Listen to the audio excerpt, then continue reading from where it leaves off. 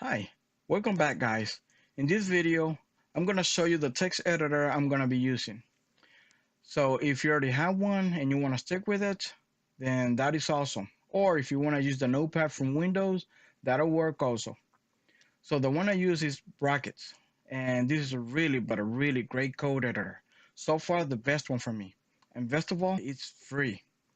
So for those that wanna use it, um, just go to Google and type Brackets.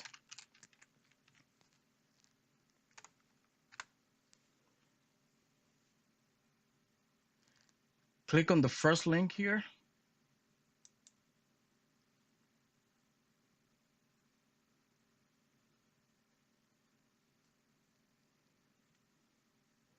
Okay, you can read all the features they provide if you like. Otherwise, just click download. I'm not gonna click download because I already have installed. Okay, so all you have to do is just follow the instructions and you should be ready to go. Okay, so that is it guys for this video. So I'll see you in the next lesson.